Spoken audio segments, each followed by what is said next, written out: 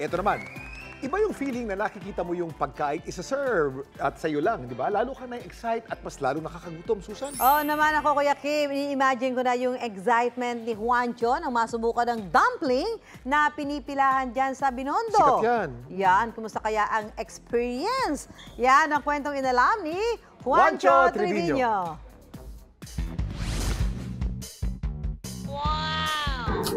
Let's try it out.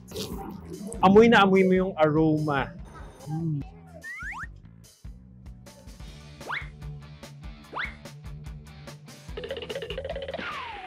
Mga kapuso, mapapalaban na naman tayo sa masarap na kainan. Saan kaya ako dadalhin ng gutom ko ngayong araw? Kaya samahan niyo ako ngayon sa kakaibang food trip kung saan bida ang trending at pagkasarap-sarap na pagkain.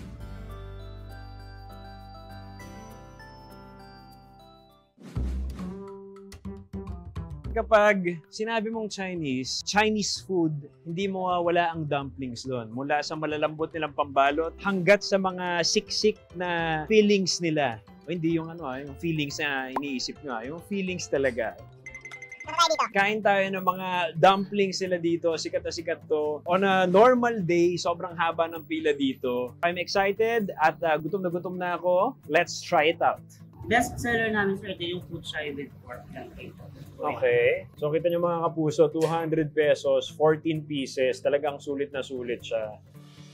Ang Dongbi dumpling po, nag-start po noong 2004. Yung target po talaga nila dito is yung kapwa nila Chinese na matagal nang hindi nakakakain ng regular meal na kagaya ng dumpling po. Makikita nila, yung food nila talagang malinis, saka fresh po pag in-order nila galing sa amin. Okay, eto na! Thank you, ate. Thank you po. You're welcome. Kainin na natin to. Agad-agad, habang mainit. Let's go! Yes! Ako, excited na ako mga kapuso. Kapag punta talaga kayo dito sa Binondo, food trip talagang inyong may experience. Authentic Chinese. Ito yung sauce niya. So, ilalagay lang natin siya ng ganyan. Eto na mga puso, subukan na natin. 1, 2, 3.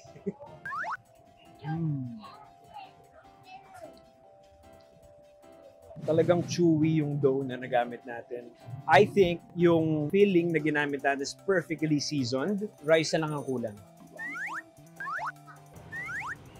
Wow! Walang makakapigil sa akin sa aking paggagala at pag-food trip. Kaya mga kapuso, samahan niyo ako sa aking susunod na stop. Ako si Juancho Trevino at yan ang kwentong dapat alam mo.